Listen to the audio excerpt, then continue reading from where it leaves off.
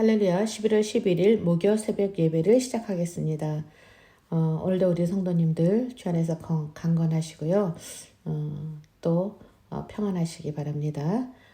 오늘 제목으로는 하나님을 바로 알자. 본문은 욥기 22장 1절에서 20절까지가 되겠습니다. 잠깐 기도하실까요? 귀하신 아버지 하나님 감사합니다. 오늘도 하나님의 말씀으로 새로워지며 그 말씀 속에 거하며 주님과 함께하는 놀라운 동행의 시간이 될 수 있도록 주님의 인도하심을 믿고 우리 주 예수님의 이름으로 간절히 기도드렸습니다. 아멘. 욥기 22장 1절에서 20절.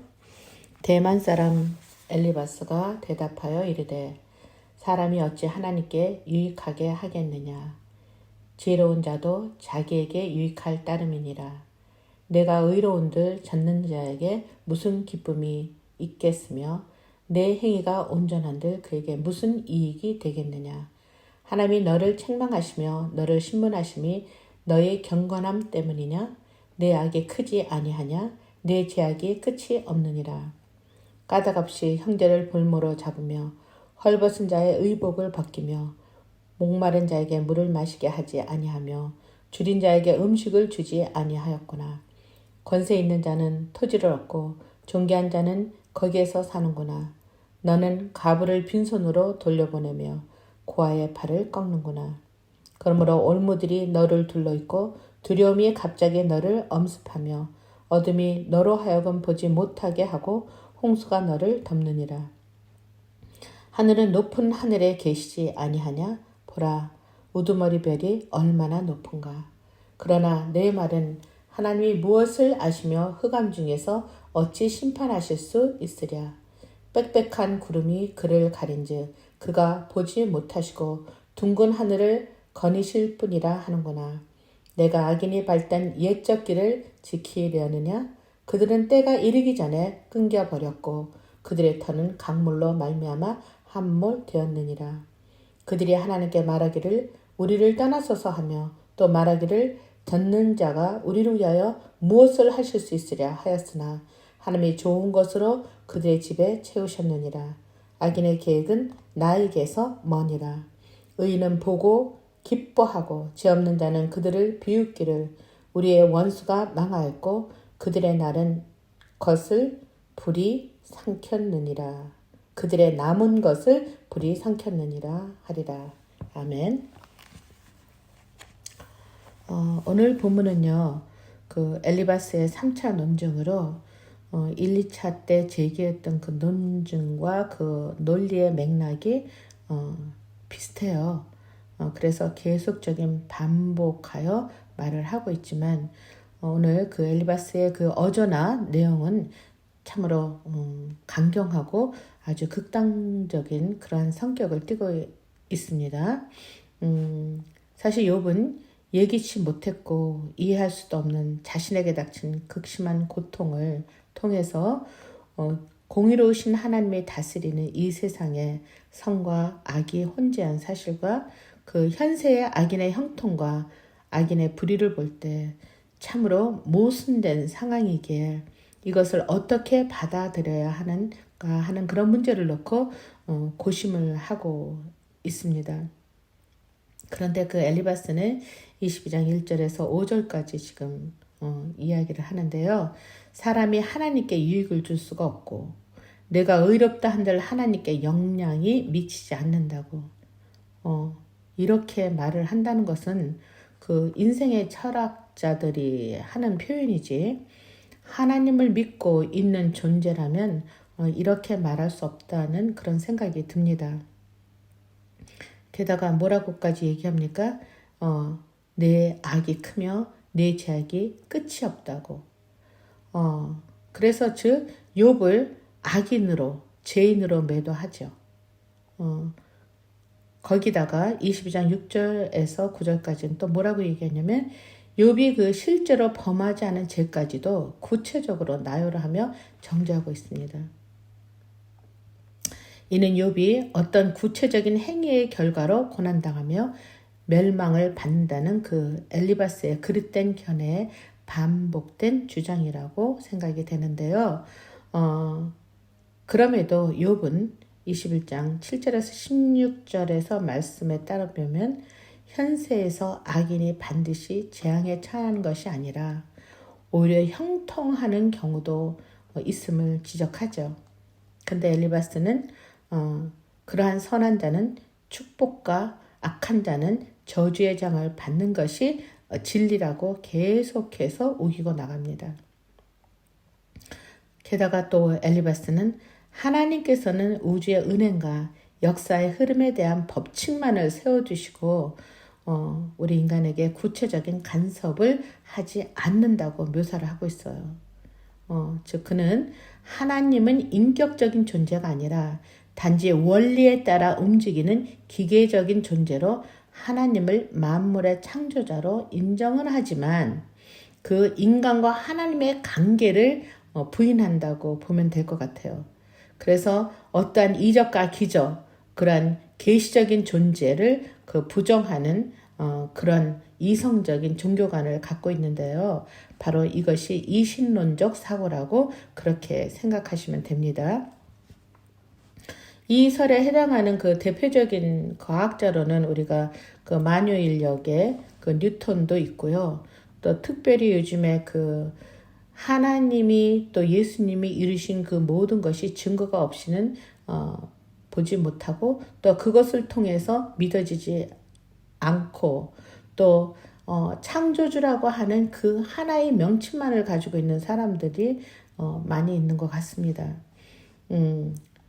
그렇게 두고 보면은요, 우리의 그 착한 행위라든지 우리가 주님을 위해서 하는 그 모든 행위들이 참으로 주님께 영향을 주지 않게 됩니까? 그렇지 않죠. 여기 마태복음 5장 13절 16절에서 보면은요. 예수님께서는 너희는 세상의 소금과 빛이라고 하셨어요. 그래서 너희 빛이 사람 앞에 비치게 하여 그들로 너희 착한 행실을 보고 하늘에 계신 너희 아버지께 영광을 돌리라고 하셨어요. 이 말씀은 그 구속사의 주체이신 하나님은 궁극적으로는 공의를 실천하시나 그 과정 속에서 여러 가지 모양과 방법으로 우리 인간과 인격적인 관계를 맺으셔서 우리의 행사를 친히 주관하시고 구체적으로 개입하신다는 것입니다. 그러므로 엘리바스가 갖고 있는 신앙의 세계는 즉 이신론과 같은 잘못된 신앙관이 가지면 안 되겠다라는 생각이 들어요. 즉 하나님은 초월적이신 분이시며 전지전능하시고 무소부재하시며 또한 그는 한없는 사랑으로 인간의 모든 사정을 친히 살펴보시며 필요에 따라 은혜를 베푸시며 징계도 하시는 인격체이십니다. 따라서 우리 자신의 모든 문제를 숨김없이 하나님께 아뢰며 하나님의 선하신 인도하심에 따라서 살아가야 될 것입니다.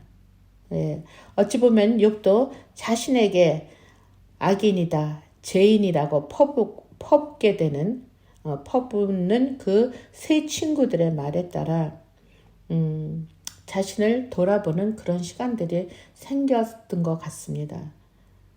즉 그는 의롭고 거룩하며 하나님의 보이는 즉 하나님께 드리는 모든 행사가 참으로 하나님과의 귀한 관계를 맺고 있었어요.